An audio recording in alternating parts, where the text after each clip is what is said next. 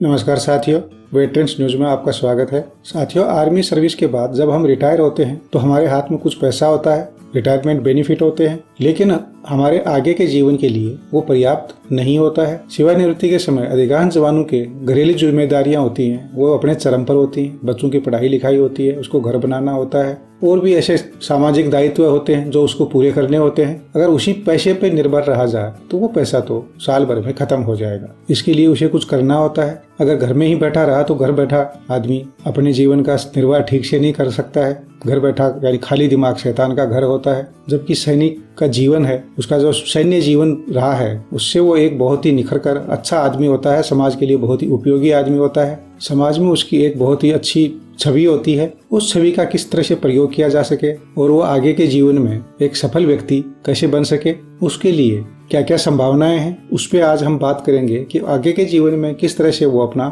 Settlement कर सकता है। उसके लिए क्या क्या संभावनाएं हैं, क्या क्या अपॉर्चुनिटीज हैं कि वो आगे एक अच्छा जीवन व्यतीत कर सके। साथियों, वीडियो थोड़ा लंबा है लेकिन टाइम निकाल कर पूरा देखें। बहुत ही इन्फॉर्मेशन है इसमें, बहुत अच्छी जानकारी है। साथ में CISF में निकलने वाली भर्तियों के बारे में भी आपको बताया है कि कैसे आप अपने घर के नजदीक जॉब चुन सकते हैं। ये जॉब कोई परमानेंट बेसिस की नहीं है, 1 साल 2 साल 3 साल के लिए एक फिक्स्ड सैलरी पे है। अपनी रिक्वायरमेंट के हिसाब से जब तक आप चाहें ये नौकरी कर सकते हैं, जब चाहें छोड़ सकते हैं। साथियों, अगर आप चैनल पे नए हैं या आपने अभी तक सब्सक्राइब नहीं किया तो चैनल को सब्सक्राइब कर लें। बेल आइकॉन यानी घंटी के निशान को प्रेस करके ऑल नोटिफिकेशन ऑन कर दें, ताकि आपको आगे आने वाले इंपॉर्टेंट वीडियोज की अपलोड होते ही नोटिफिकेशन मिल सके और आप तुरंत देख सकें। साथियों, संभावनाएं बहुत होती हैं लेकिन हम उनका फायदा नहीं उठा पाते हैं। इसको हम जानकारी का अभाव माने या कोशिश नहीं करना भी मान सकते हैं। हम सोचते हैं कि बैठे बिठाए ही हमें कुछ चीजें ऐसी मिल जाएं या कोई ज्यादा कोशिश न करना पड़े। आज हम ये चीजें कवर करेंगे कि क्या क्या अपॉर्चुनिटीज हमारे लिए हैं जो इसका हमको या तो पता नहीं है या हम उनका फायदा नहीं उठा पाते हैं। आज की वीडियो में हम इस मुद्दे पर चर्चा करेंगे कि रिटायर्ड सोल्जर के लिए कहां कहां नौकरियों के चांसेज हैं, रिटायरमेंट के बाद उसको जॉब किस जगह पे मिल सकती है, उसके क्या क्या तरीके हैं। साथियों, जो मुख्य तौर पे रिसेटलमेंट के लिए या जो नौकरी के लिए चांसेज हैं वो इस तरह से होते हैं। एक तो प्राइवेट सेक्टर में नौकरी मिलती है, उसके बाद जिस संगठन से हम रिटायर हुए हैं, army, air force, navy, coast guard, जिससे भी हम रिटायर हुए हैं, उस संगठन में भी कुछ जॉब्स होती हैं जो हमको मिलती हैं। तीसरा है डायरेक्टर जनरल रिसेटलमेंट के थ्रू है, वहाँ से कुछ नौकरियाँ मिलती हैं। कुछ है कि जो सरकारी नौकरियां होती हैं उनके लिए एग्जाम देनी पड़ती है, या पब्लिक सेक्टर अंडरटेकिंग है, या बैंक्स हैं, उनमें भी नौकरियां होती हैं। इसके बाद कुछ लोग हैं वो अपना खुद का भी बिजनेस शुरू कर सकते हैं, जिसको स्वरोजगार बोलते हैं। पहली बात हम करते हैं कि प्राइवेट सेक्टर में क्या क्या नौकरियां मिल सकती हैं, किस किस जगह पर ये चांसेज होते हैं। साथियों, रिटायरमेंट के बाद हमारी सबसे पहले ये चिंता होती है कि हमें घर का काम भी संभालना है। घर में भी कुछ चीजें हैं जो हमको करनी है, क्योंकि हमने जितनी भी साल सेना की सर्विस करी है उसमें हमारा जो घरेलू पक्ष है वो इग्नोर हो गया है बिल्कुल। और हम चाहते हैं कि जो हमको जॉब मिले वो घर के नज़दीक मिले, चाहे कुछ पैसे कम मिले। इसके लिए हमको प्राइवेट जॉब में चांस मिल सकते हैं, यानी प्राइवेट जॉब में वो चांसेज होते हैं कि आप सिलेक्ट कर सकते हैं आपके घर के नज़दीक कोई जॉब। प्राइवेट जॉब है वो साल की भी हो सकती है, कुछ लंबे टाइम की भी हो सकती है। इन वैकेंसीज को ज़्यादा कॉन्ट्रेक्चुअल वैकेंसीज बोलते हैं। इन नौकरियों को करने के बारे में हमें अपने जो योग्यता है, प्रोफिशिएंसी है, या जो ट्रेड वर्क है, उसके हिसाब से निर्णय लेना पड़ता है कि ये काम मैं कर पाऊंगा या नहीं कर पाऊंगा। इन जॉब्स के लिए आप जो न्यूज़पेपर्स हैं उनमें देख सकते हैं, डायरेक्टर जनरल रिसेटलमेंट है, वो भी कुछ इस तरह की जॉब्स का नोटिफिकेशन इशू करता है। राज्य सैनिक बोर्ड के थ्रू DGR के पास जाती हैं और वो प्राइवेट कंपनियों में जॉब दिलवाते हैं। दूसरा है एक आर्मी प्लेसमेंट वेलफेयर ऑर्गेनाइजेशन। इनके ऑफिसेज करीब करीब हर मिलिट्री स्टेशन में होते हैं। इनके पास रजिस्ट्रेशन करना पड़ता है, कुछ पैसे लगते हैं उसमें रजिस्ट्रेशन के 2 या 3 साल के लिए। वो भी नौकरियां उपलब्ध करवाते हैं। वहाँ पे रजिस्ट्रेशन करने के बाद आप ऑनलाइन भी खुद भी लॉगिन करके देख सकते हैं कि आप किससे रिलेटेड जॉब्स कौन कौन सी कंपनी ऑफर कर रही है। ये कॉन्ट्रेक्चुअल वैकेंसीज जो टेम्परेरी या प्राइवेट की वैकेंसीज होती हैं, इसमें बैंक्स में भी होते हैं, वो टेम्परेरी तौर पे लेते हैं। बीमा में भी है, सिक्योरिटी सर्विसेज में भी है, या जो हेल्थ केयर है उसमें भी लेते हैं। ऑटोमोबाइल इंडस्ट्रीज में भी लेते हैं। रेलवे में, नगर निगम में, रियल एस्टेट में भी बहुत अच्छी संभावनाएं हैं। इसके अलावा स्टेट गवर्नमेंट के कुछ डिपार्टमेंट हैं वो भी कॉन्ट्रेक्चुअल बेसिस पर लेते हैं, जैसे बिजली विभाग वगैरह है। इसके लिए जो जिला सैनिक बोर्ड है उसके थ्रू आप अप्रोच कर सकते हैं। इसके बाद आता है कि जो हमारा अपना संगठन है, जो डिफेंस है, उसमें कहाँ कहाँ जॉब के चांसेस बनते हैं। तो इसमें सबसे पहला है, बहुत ही अच्छा है, अगर आप वो कर पाते हैं तो DSC में जा सकते हैं। DSC में आप रिटायर होने से पहले ही अप्लाई किया जा सकता है और रिटायर होने के 2 या 3 साल के अंदर अंदर भी आप उसके लिए अप्लाई कर सकते हैं, यानी अंदर अंदर ज्वाइन करना होता है, उसके बाद उसमें जॉब नहीं देते हैं वो। इसके अलावा टीए की कुछ बटालियंस यूनिटें ऐसी होती हैं जिनको सिर्फ एक्स सर्विसमैन ही चाहिए होते हैं, या कुछ मात्रा में वो एक्स सर्विसमैन लेते हैं ताकि उनका काम सुचारू रूप से चलता रहे। इसकी भी जो सूचनाएं हैं वो न्यूज़पेपर्स में अभी आती हैं, और जो आर्मी प्लेसमेंट ऑर्गेनाइजेशन है उसके थ्रू भी इसके बारे में सूचना मिलती है। इसके अलावा जो कॉन्ट्रेक्चुअल है, जो टेम्परेरी जॉब हैं, वो आपको ECHS में मिल सकते हैं, स्टेशन हेडक्वार्टर में मिल सकते हैं, CHD कैंटीन में मिल सकते हैं। आर्मी वेलफेयर एजुकेशन स्कीम है जिसमें आर्मी स्कूल्स या जो आर्मी के बड़े बड़े इंस्टीट्यूट हैं उनमें जॉब मिल सकती है। AGIF में मिलती है। आर्मी वेलफेयर हाउसिंग ऑर्गेनाइजेशन यानी AWH है उसमें मिल सकती है। आर्मी वेलफेयर प्लेसमेंट ऑर्गेनाइजेशन है उसके अंदर भी एक्स सर्विसमैन ही एम्प्लॉय होते हैं। आर्मी के हॉस्पिटल्स में भी लेते हैं। इसके बाद ऑर्डिनेंस फैक्ट्रीज वगैरह में भी कॉन्ट्रेक्चुअल बेसिस पे लोगों को लेते हैं। इन सभी जॉब्स की सूचना है वो न्यूज़पेपर में भी निकलती है, और इसमें से बहुत सी जॉब्स को आर्मी वेलफेयर ऑर्गेनाइजेशन है जिसको प्लेसमेंट सेल वगैरह बोलते हैं, आर्मी प्लेसमेंट सेल, वो भी कवर करती हैं। उनके माध्यम से भी इसकी सूचना मिलती है। इसके साथ ही जो डायरेक्टर जनरल रिसेटलमेंट है, रिसेटलमेंट कोर्स चलाने के साथ साथ वो जॉब वगैरह की भी सूचनाएं देते हैं, और उनके थ्रू मदर डेयरी वगैरह, सफल आउटलेट, इनका भी अलॉटमेंट होता है। उनका एक प्रोसेस है। आप DGR की वेबसाइट पे जाकर के वो चीजें देख सकते हैं, उनके लिए अप्लाई भी कर सकते हैं। साथ ही जो नेक्स्ट जॉब्स का मौका है वो सरकारी नौकरियों का है, या जो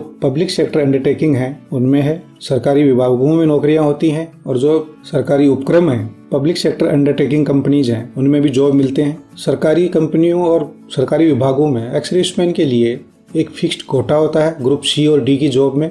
ये केंद्र सरकार और राज्य सरकार दोनों ही प्रदान करती हैं। कुछ स्टेट जैसे बिहार है और कुछ और स्टेट हैं वो एक्स सर्विसमैन को जॉब नहीं देते हैं, बाकी सारे के सारे स्टेट देते हैं। कुछ स्टेट तो ग्रुप A और B में भी देते हैं। इसके लिए हमने एक वीडियो बनाया हुआ है स्टेट वाइज, वो आप देख सकते हैं, उसका हम लिंक डिस्क्रिप्शन में दे देंगे। इन सभी नौकरियों के लिए ऑनलाइन टेस्ट होते हैं। इनके लिए आप एक कोई कॉम्पिटिटिव एग्जाम की बुक है तैयारी करने की। इस तरह की नौकरियों के नोटिफिकेशन न्यूज़पेपर्स वगैरह में निकलते रहते हैं। आपको चाहिए कि आप डेली बेसिस पे न्यूज़पेपर्स पढ़ें ताकि आपको इन चीज़ों के बारे में जानकारी मिलती रहे। साथियों, सरकारी नौकरियों में उम्र है उसमें एक्स सर्विसमैन को छूट मिलती है। उम्र में छूट मिलने के लिए बहुत सी क्वेरीज आती हैं कि हमको कितना छूट मिलेगा, कैसे मिलेगा। इसका सीधा सा फंडा है कि जितनी आपकी आज की डेट में उम्र है उसमें से आपकी सर्विस माइनस हो जाएगी। जो आपकी उस टाइम सर्विस माइनस करके एज आती है उसमें जनरल को 3 साल का बेनिफिट और मिलता है, यानी 3 साल का रिलैक्सेशन और मिलता है। अगर किसी की 25 साल नौकरी है तो मान लो कि वो 28 साल नौकरी है, 28 साल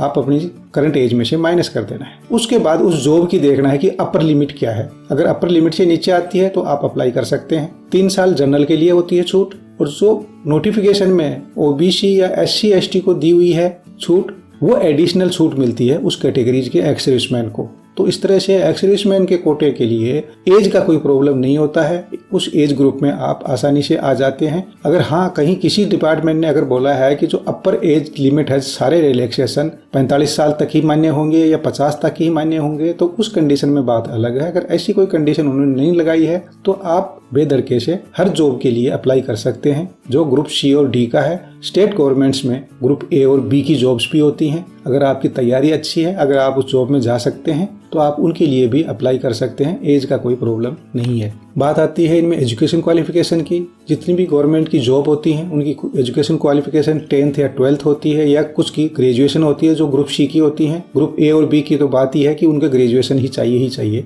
इसमें बात आती है कि जिस सोल्जर ने 15 साल नौकरी करी है वो ग्रेजुएट माना जाता है। गवर्नमेंट के ऑर्डर्स हैं, करीब सभी सेंटर हैं वो अपने जो रिटायर्ड सोल्जर हैं उनको एक ग्रेजुएशन सर्टिफिकेट भी देते हैं। बहुत से नोटिफिकेशन में तो ये लिखा रहता है कि आर्मी ग्रेजुएशन सर्टिफिकेट है तो उसको मान्यता है। कुछ चीजों में अभी भी प्रॉब्लम आ रही है कि वो एक्स सर्विसमैन को एक तरह से धोखा देते हैं और उसमें परसेंटेज वगैरह मांगा होता है, तो परसेंटेज एक्स सर्विसमैन कहाँ से भरेगा। तो उसके लिए आप RTI लगाकर कर सकते हैं। अगर आपको लगता है कि ये जॉब आप कर लेंगे या ये जॉब आपको मिल जाएगी तो आप उसके लिए कोर्ट केस भी कर सकते हैं। कोर्ट में हमेशा ही सोल्जर के फेवर में ही फैसले आए हैं। बहुत से आप अगर गूगल पे सर्च करेंगे army graduation certificate court case देखेंगे तो बहुत से स्टेट्स के ये मामले मिलेंगे आपको। हरियाणा के मिलेंगे, राजस्थान के मिलेंगे, जहां कोर्ट ने उनको डायरेक्शन दिया है कि आपको इस बंदे को जॉब देनी ही देनी पड़ेगी।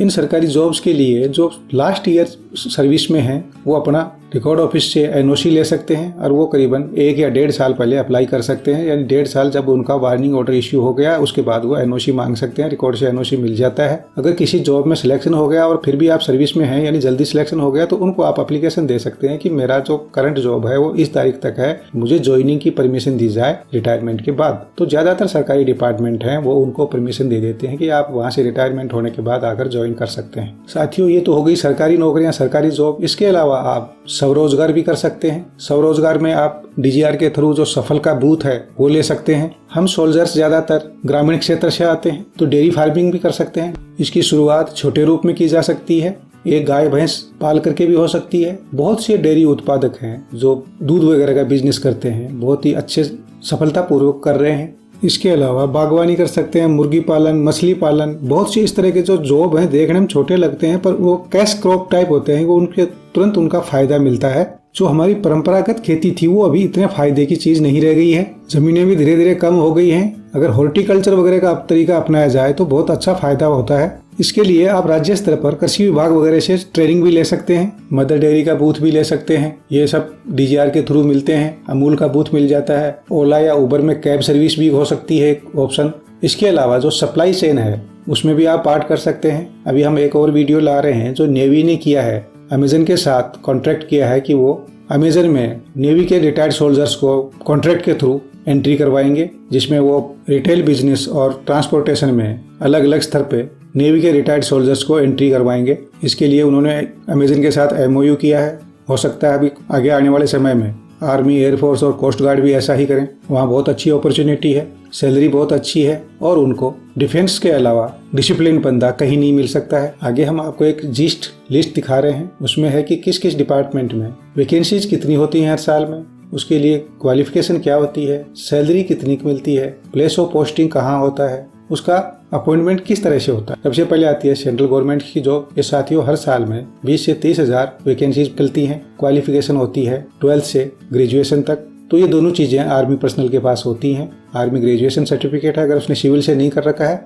और अगर 12th भी नहीं कर रखा है तो भी उसका ग्रेजुएशन सर्टिफिकेट उसकी 12th को कवर करता है। इसके बाद जो सैलरी है वो फुल जो गवर्नमेंट सैलरी है वो मिलती है, यानी जो जॉब की बेसिक स्टार्टिंग सैलरी है वो मिलती है, प्लस उसको अपनी पेंशन तो मिलती है। इसके जॉब लोकेशन है वो ऑल इंडिया है। इसके लिए ऑनलाइन एग्जाम के थ्रू एंट्री होती है। स्टेट गवर्नमेंट्स हैं, अलग अलग उनके जो स्टेट्स हैं उनकी अलग अलग वैकेंसीज होती हैं। इसके लिए भी 12th और ग्रेजुएशन होती है एजुकेशन क्वालिफिकेशन। इसके लिए जो पे फिक्सेशन होता है, जो लास्ट सैलरी ड्रॉन होती है उस पर ज्यादा फिक्स होती है कि जो आपकी लास्ट सैलरी मिली उससे कम सैलरी नहीं होगी, उसी के ऊपर आपको पैसे मिलेंगे। लोकेशन स्टेट वाइज होता है, अपने अपने स्टेट का। ऑनलाइन एग्जाम होती है। अभी बात आती है कि सरकारी विभागों में जो कॉन्ट्रैक्ट पे नौकरी होती है 1 साल 2 साल 3 साल के लिए, इसमें मुख्य रूप से है रेलवे में ज्यादा आपने नाम सुना होगा, गेट कीपर वैकेंसीज वो भी होती हैं। इसके अलावा जो उनका कंस्ट्रक्शन डिपार्टमेंट है सुपरविजन के लिए एक्स सर्विसमैन को लगाता है। इनके लिए जो एजुकेशन क्वालिफिकेशन है वो 10th ही होती है, आज भी ग्रेजुएशन सर्टिफिकेट चलता है। करीबन 28-30 हजार के लगभग उनकी सैलरी होती है। इनकी ज्यादा वैकेंसी गुजरात, पंजाब, दिल्ली वगैरह में होती हैं। इसमें जब भी कोई वैकेंसी होती है तो वो अपना एडवर्टाइजमेंट वगैरह देते हैं या डीजीआर वगैरह या आर्मी प्लेसमेंट सेल के थ्रू डिमांड करते हैं। नेक्स्ट है land port authority of India.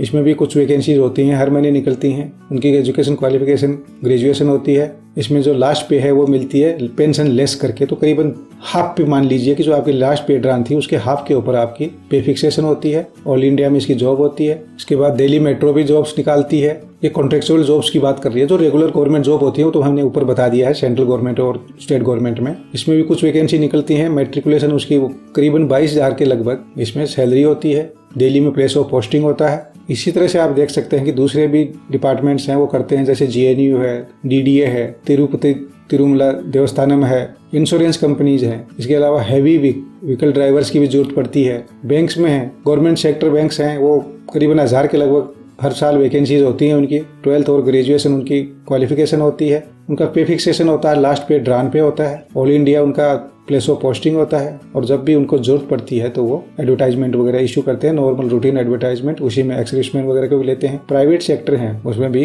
करीबन 100 के लगभग वैकेंसी होती हैं। एजुकेशन क्वालिफिकेशन उनकी भी 12th या ग्रेजुएशन होती है। वो एक फिक्स सैलरी देते हैं 30 या 35 हजार रुपये। ऑल इंडिया उनका प्लेस ऑफ पोस्टिंग हो सकता है। इसके अलावा जो कॉन्ट्रेक्चुअल होती है इंटरनल, जो हमारे डिफेंस में ही डिपार्टमेंट्स में ही, वो ECHS की होती है, स्टेशन हेडक्वार्टर में भी मिलती है, आर्मी वेलफेयर एजुकेशन स्कीम में भी मिलती है, AGIF में, केंद्रीय सैनिक बोर्ड, राज्य सैनिक बोर्ड। तो इनके लिए जो 10th या 12th जो ग्रेड हमारी क्वालिफिकेशन है वही चलती है, और उसमें जो सैलरी कुछ फिक्स सैलरीज मिलती हैं। TA और DSC में जो सैलरी सभी को मिलती है वही मिलती है, और वो एक तरह की परमानेंट जॉब टाइप सी भी होती है।